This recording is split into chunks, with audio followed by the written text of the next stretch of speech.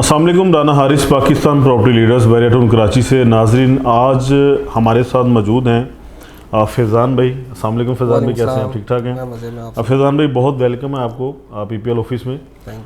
फैज़ान भाई का मैं थोड़ा सा इंट्रोड्यूस करवाता चलूँ तो अमीर आदमी से इनका ताल्लुक़ है और बहुत ही मोस्ट सीनियर पर्सन जो है वहाँ पे काम कर रहे हैं और लीडिंग जो है उनका वहाँ पे रोल है। और यूट्यूब में मल्टीपल वीडियोज़ में आपने इनको देखा भी होगा और माशाल्लाह काफ़ी अच्छी वीडियोस जो है ये वो करते हैं।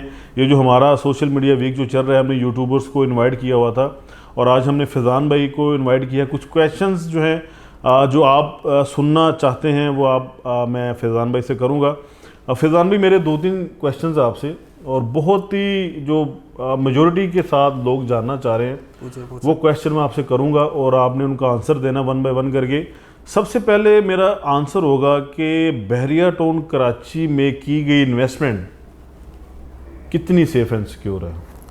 सर देखें, बहरिया टाउन कराची में ना बेसिक जो एलिमेंट्स हैं बहरिया टाउन कराची से, उनमें से एक एलिमेंट सेफ एंड सिक्योरिटी है। आपकी प्रॉपर्टी हो या कि आप हो, कहीं भी बहरिया टाउन कराची में आप देख लें, दूर दराज 30 किलोमीटर भी किसी ने प्लॉट लिया हुआ है, घर लिया हुआ है ना, और वो उसने देखा भी नहीं है 4-4, 5-5 साल से, उसका घर वहीं महफूज है, उसके पास ही चाबी है, वही आके खोलेगा। यकीन करें, हालांकि इट्स एन इशू, लोग शहर में लीज होता है, कहने को लीज तो it's just a piece of paper, lease घर हैं। लोगों ने सराब गोट का एक बड़ा मशहूर एक ज़माना आया था, कराची वाले जानते हैं, लोगों के घरों पे कब्जे हुए थे, लोगों ने घर नहीं देखे थे अपने 6 महीने साल भर, घर छोड़ो, पीछे से लोग छोटी दीवार बनाते थे, घर के अंदर चल जाते। लेकिन बहरिया टाउन कराची में ऐसा ही नहीं, क्योंकि कोई थर्ड पार्टी इन्वॉल्व ही है ना। बेसिक जो फ़ायदा ही है, कोई थर्ड पार्टी है नहीं, सिर्फ बहरिया टाउन कराची है, आप हैं, बस दैट्स इट। इसमें क्या होता है, कोई नहीं आता, ना कोई आपके घर पे कब्जा हो रहा है, ना प्लॉट पे कोई डेरा डाल के बैठा हुआ है, ना आपने बार बार परेशानी में किसी को फ़ोन करना है, भाई मेरा घर देखो, लाइट भाई घर में तो कोई नहीं घुसा, नहीं होता कोई। क्यों? क्योंकि कोई नहीं होता, क्योंकि सेफ सिक्योरिटी तो मेन एलिमेंट है बहरिया टाउन कराची का। यही तो मेन प्रोडक्ट है जो पोर्ट्रे किया है दुनिया को, के कराची में और इधर में डिफरेंस ही है सबसे बड़ा। सेकंड मेरा फैज़ान भाई क्वेश्चन आपका ये होगा कि बहरिया टाउन कराची के अंदर आपका सुपर ओपिनियन मैं जानना चाहूँगा, ऐसी कौन सी प्रॉपर्टी हैं जिनको आप रिकमेंड करेंगे as a investor, as a end user के बाइंग जो है वहाँ पे इस टाइम कम से कम बनती है? देखें, अमूमन तौर पे जो 70 to 60% हमारे यहाँ की पाकिस्तानी आवाम होती है, वो नौकरी पेशा आवाम होती है, ठीक है। नौकरी पेशा आवाम जो टारगेट करती है वो छोटे प्लॉट्स को करती है। 125 गज़ हो गया, हद मार के किसी ने जमा पूंजी कर ली तो 250 गज़ ले लिया। लेकिन असल में हमारे मसला एक ये भी है कि सस्ते के चक्कर में ना आवाम मारी जाती है। वो क्या चली जाती है दूर दराज में। अब मिसाल के तौर पे बहरिया ग्रीन्स है जी, बहुत अच्छी बात है, आपने प्लॉट ले लिया, कोई मसले की बात नहीं। लेकिन फिर आप ये सोच के बैठें कि आप उसको 5-6 साल तक भूल जाएं, वो आपको वो रिटर्न नहीं देगी। बनिस्बत आप गेट से करीब कोई चीज़ लेंगे, थोड़ी सी महंगी ले लेंगे, लेकिन क्या होगा, क्योंकि वो आबाद जगह है, कम्यूट है, डेवलप्ड है, तो वो एनी टाइम रनिंग में होगी। मिसाल ले लें, कितने परसेंट 23 की बात ले लें, 50 लाख रुपए का प्लॉट आज 22 लाख रुपए पे, ठीक है। उसमें जिन लोगों ने इन्वेस्टमेंट की वो तो फंस गए, लेकिन जिन लोगों ने इधर अपार्टमेंट ले लिया करोड़ रुपए का, वो तो आज भी 95 लाख रुपए का। क्यों? बहरिया टाउन कराची के हिस्से में ही आता है। प्रॉपर्टी तो पूरी दुनिया में ऐसी ही हो गई, दिवालिया निकल गया जो कहा जाता है, इधर का क्यों नहीं निकला, कायद विला का क्यों नहीं निकला, प्रशन 1 का क्यों नहीं निकला? आज भी 3.5 करोड़ रुपए का ही विला मिलता है। क्यों मिलता है? क्योंकि कम्यूट है, आबाद है, लोगों को पता है, एक जाएगा किराएदार जाएगा, दूसरा आ जाएगा, फौरन से बिक जाएगा, जगह आबाद है।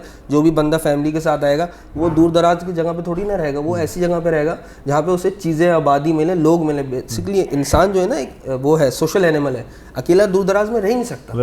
तो उसको प्रॉपर्टी भी ऐसी चाहिए जो एतराफ़ में इंसान हो, सबसे बड़ी बात ये। तो करीब की प्रॉपर्टी में सब, जो भी बहरिया टाउन में इन्वेस्ट करना चाहता है, मैं लोगों की तरह वो रेकमेंड नहीं, वो दूर दराज में 20-20 लाख के 5 प्लॉट उठा, कोई फायदा नहीं है भाई उन 5 प्लॉटों का।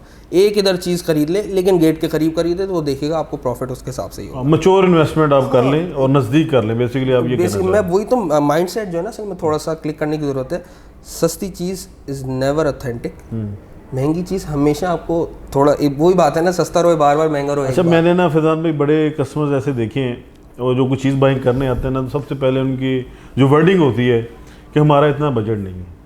हम उनको बता भी रहे होते हैं कि ठीक है आपका बजट नहीं है, लेकिन मैं आपको एक ऐसी चीज़ ले दूं जो आपके बजट में भी आ रही है, कल को वो सेल ना हो या उनकी वो इतनी डिमांडिंग ना हो मार्केट में, तो उसका फिर आपने हमें कहना कि आपने हमें ये कैसी चीज़ दिलवा दी, वो आपकी वाली बात कि गेट के पास लें और जिंदा चीज लें। बिल्कुल सही बेशक बात। जो थोड़ी महंगी चहल लग रही है। पहल तो हो ना, बिल्कुल, सोचे रौनक ना हो। आपने एक अभी मिसाल के तौर पे एक मैं प्रश्न 23 में वीडियो बनाने के प्रश्न 23 में 3 विले बनाए हैं एक बंदे जी, जी। ने, ठीक है, वो इंतहाई सस्ते बेच रहा है 95 लाख 90 लाख रुपए, 50 लाख का भी होगा, आप लेके करोगे क्या, मुझे ये बताओ। हाँ, ये भी क्या मतलब क्या कॉमन सेंस की बात है, ना बंदा ना बंदी के साथ किराए पे चढ़ाओगे, 1000 रुपए रेंट पे चढ़ाओगे तब भी कोई उधर नहीं नहीं जाएगा। जाएगा, नहीं जाएगा। खरीदने भी कितने साल वेट करोगे, 5 साल 10 साल, किसी को किसकी जिंदगी का पता है। तो एक अपना जो पैसा है वो यूटिलाइज अपने सामने तो होते हुए देखो कम से कम। फैज़ान भाई, बड़ी अच्छी बात आपने की कि यूटिलाइज़ करना, जो बंदा सीख गया अपने पैसों को वही सोसाइटी में कामयाब है। फैज़ान भाई, सबसे लास्ट में मैं आपसे पूछूंगा कि ये जो मौजूदा हालात जा रहे हैं, हमने देखा कि LDA का, SBCA का और सुप्रीम कोर्ट के केसेस एकदम से हाँ, वो झपटने को वो अचानक से ही होता है, तैयार हैं। वो अचानक से ही होता और हमने देखा है कि पाकिस्तान की हिस्ट्री शुरू से अच्छी नहीं रही। ये अपने जो मोहसिन हैं उनको लटकाती है, ठीक है, मादरत के साथ मैं कोई ऐसी वर्डिंग यूज़ कर रहा हूँ, फिर उनके मरने के बाद उनके मुजस्समे भी बना दिए जाते हैं। ये हमारा मुल्क मादरत के है, साथ वो लेजेंड कहलाती है। वो लेजेंड कहलाते हैं। मैं डॉक्टर अब्दुल कदीर से लेके मलक रियाज तक की बात करूं, ठीक है, तो ये मैं देखें, चीज़ों को डिफ़ाइन करना, चीज़ों को दिखाना कैलकुलेशन के साथ, ज़िम्मेदारी के साथ, वो एक ऑथेंटिक बात होती है। तो हमारे नाजरीन को आप क्या सजेस्ट करेंगे, क्या आप अपना थोड़ा सा उनको गाइड करेंगे कि ये हालात में घबराएं नहीं घबराएं, हम इससे निकलेंगे इंशाल्लाह या नहीं निकलेंगे, थोड़ा सा उनको मोटिवेट कर दें। देखिए, सबसे पहली चीज़, पाकिस्तान का एक निज़ाम है, बिल्कुल, नाम होगा तो बदनाम होगा। सही बात है, सही बात। जब तक आप एक अनोखी हटके चीज़ नहीं, फिनोमेना नहीं बना देते ना, तो उस तक तब 10,000 सोसाइटियाँ कटी हुई है हाईवे पे, कितनों पे केसेस हुए हैं, कोई जानता भी नहीं है नाम। शरबत के नाम की सोसाइटियाँ कटी हुई है लिटरली। अब बैरियर टाउन कराची जो उन्होंने बना दिया ना, तो जो ऊपर ऑफिशियल्स बैठे हुए ना, उनकी आंखें खुल गई। आंखें क्यों खुल गई? क्योंकि जो आवाम है ना, वो बोल रही है जब ये एक अकेला बंदा ऐसा ज़बरदस्त इंफ्रास्ट्रक्चर, इसी का यहीं का लेबर, यहीं की फैसिलिटीज इस्तेमाल करके, यही सिंध, ये वही सिंध है ना जहाँ पे लोग बोलते हैं कोई भाई नहीं जा सकता, सिंध में नहीं रहना चाहिए, ये वही सिंध में हम रह रहे हैं ना, चिल होके बिल्कुल। बिल्कुल पंजाब से आके कैसे रह रहे हैं भाई इस सिंध में? तो भाई डाकू है, तो फला है, तो भाई ये पूरी कम्युनिटी आबाद है। लोग बोलते थे भाई कौन जाएगा 40 किलोमीटर दूर, 40 किलोमीटर आके तो दूर एक शहर आबाद कर दिया। तो क्या होता है, आवाम के कान खड़े हो गए। अब आवाम सवाल करते हैं, भाई जब एक बंदा ये कर सकता है तो आप पूरी गवर्नमेंट कैबिनेट, जिसके बाद कौमी खजाना, तो इंटरनेशनल रिलेशंस, तो क्या कुछ नहीं है, आप क्यों नहीं कर सकते? ये बंदा जब एक पूरा टाउन बना सकता है तो आप चौरंगी की सड़क नहीं बना सकते। सही बात है ना, सब ये सारा मसला होता है। अब क्या होता है, अब जब उंगलियां उन पे उठेंगी तो उन्होंने तो उस चीज़ को दबाना है ना, किसी तरह अपना ईगो सेटिस्फाई करनी, उस चीज़ को कवर करने के लिए। तो वो सिंपल सा सीन है, वो ये है। और दूसरी बात, मैं बड़ी ब्लंट बात करता हूँ, आपके और मेरे अरबों रुपए के कमर्शियल प्लॉट्स नहीं है यहाँ पे, ठीक है। जो डेमोक्रेटिक मिनिस्टर्स, डिप्लोमेट्स ऊपर बैठे हुए, जो लोग ये रूल्स बना रहे हैं कि डिफॉल्ट होना चाहिए, जो वकील हैं, जो जजेस हैं, ये उनका पैसा यहाँ पे लगा हुआ है। तो प्रैक्टिकली स्पीकिंग हो ही नहीं सकता। बहुत कोई लोग बता, भाई अगर बैरियर टाउन डिफॉल्ट हो गया तो क्या हो गया, वर्स्ट केस 0.0 में भाई हो भी गया तो क्या होगा, कोई ऐसे रोलर थोड़ी ना फिर जाएगा, कुछ भी नहीं होगा। बस ये होगा ऑफिशियल्स चेंज हो जाएंगे, इससे ज़्यादा क्या हो सकता है।